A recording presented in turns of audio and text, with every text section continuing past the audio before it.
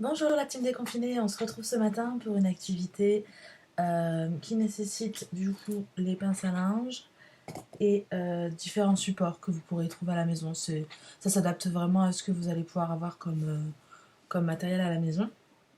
Euh, donc tout d'abord, j'ai pris par exemple une boîte de chaussures, enfin un couvercle de boîte de chaussures, sur lequel l'enfant très petit, la crèche petite section, peut venir pincer librement des pinces à linge de façon tout à fait libre et les retirer.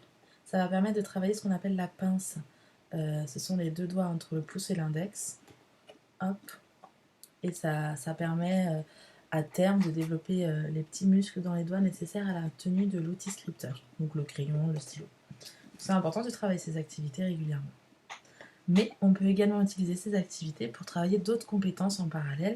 Par exemple, ici, j'ai repris du coup une assiette sur laquelle je suis venue colorier des petits points de couleur en fonction des couleurs de pince à linge que j'avais. Et l'enfant là ne doit pas uniquement pincer, mais doit retrouver la bonne couleur. Par exemple, si je commence sur ce point-ci, je vais venir prendre la pince à linge verte et la pincer au niveau du point vert. Ça permet également le repérage spatial. Parce qu'effectivement, si l'enfant décide de venir, comme celui-là, de venir mettre sa pince à linge ici, mais pour nous c'est aisé, pour un enfant c'est un peu plus difficile de bien cibler. Et ça peut arriver que, hop, au lieu de passer sur le rouge, et là vite, on s'en aperçoit rapidement que la pince à linge n'est pas sur la bonne couleur. Donc ça c'est une activité qui est réalisable également à la maison, etc. Et enfin, dernière activité proposée pour ce type de matériel, voilà, on va prendre par exemple une pochette plastique. En fait, il suffit de prendre un support qui est assez rigide. Si vous prenez une feuille simple, ça va être beaucoup plus compliqué. Et on peut travailler les algorithmes. Alors, qu'est-ce qu'un algorithme? L'algorithme, c'est l'enchaînement de deux ou plus d'éléments qui se répètent, c'est-à-dire un rythme.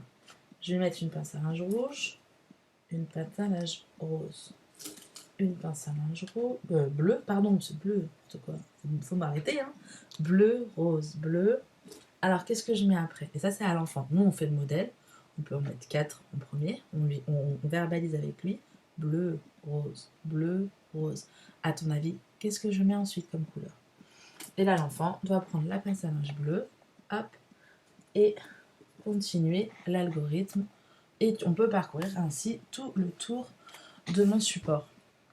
Une fois que c'est acquis, si c'est même trop facile. Alors, si c'est trop difficile, il est possible en bas de mettre des repères ou des petits points de couleur pour que l'enfant, comme pour la... En fait, on reprend ce support-là, mais en respectant l'algorithme avec le modèle, l'enfant va simplement venir mettre les pinces à linge de la bonne couleur. Et progressivement, on retire le modèle pour que l'enfant réussisse à le faire de son propre gré, enfin de sa propre réflexion, démarche.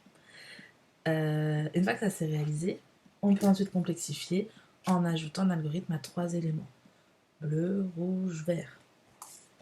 Bleu, rose, vert, etc., etc.